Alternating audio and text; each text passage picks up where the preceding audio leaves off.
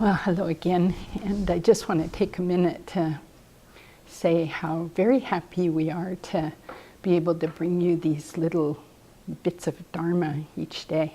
It's quite a wonderful privilege on this end, and we hear occasionally from some of you through emails that it's also very helpful to you.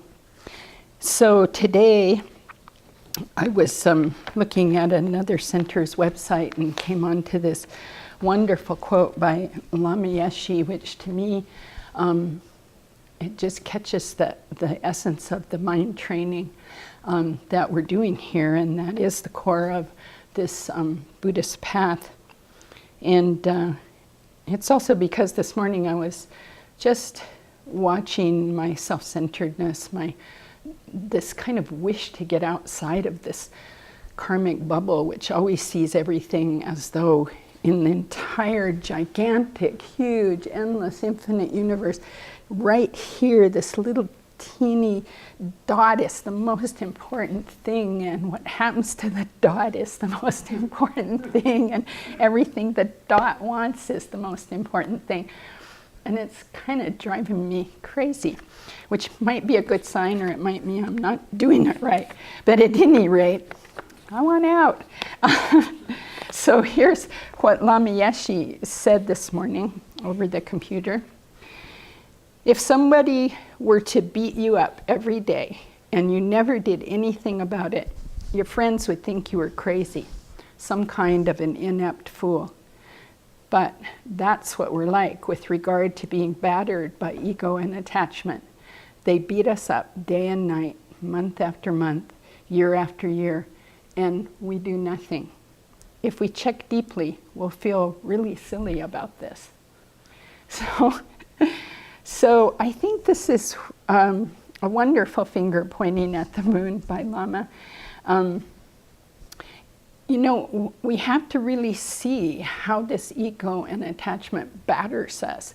And a lot of times it doesn't feel like it does. It feels very much like a friend. It's very much disguised.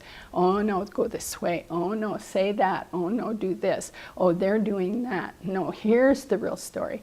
But if we start looking, what does our ego lead to when we follow it? And I'll tell you, every single time I've checked, it lies to me. It lies about reality. It lies about my own importance. It often makes up a story about someone else's motivation, which has nothing to do with what's going on. And then further, it makes up a second story on top of that, chapter 2, which is what I should do now about the thing I've imagined. And then it leads me to do it. And then I do it. And then what happens is a lot more suffering.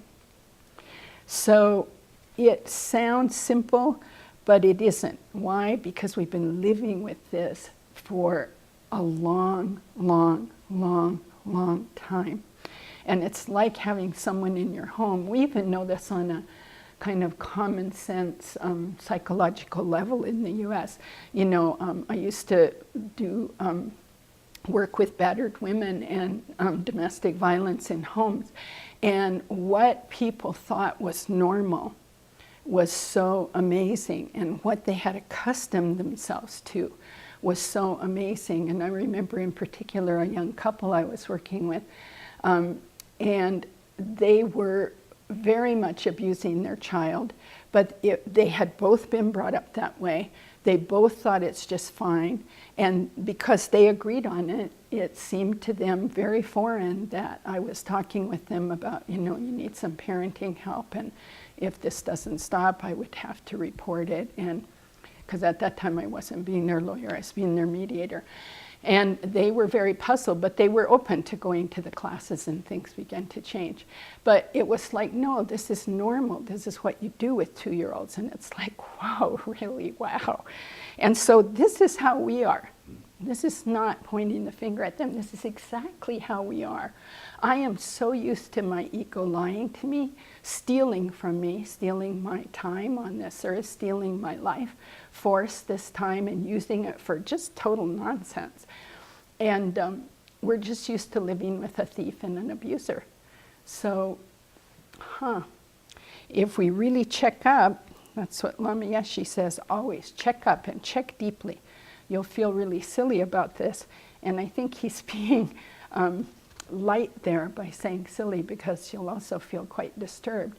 And then be sure not to come to the wrong conclusion, but to use that then to propel ourselves, to take apart this self, this grasping at a self that doesn't exist the way we think it does, doesn't exist the way we're used to it.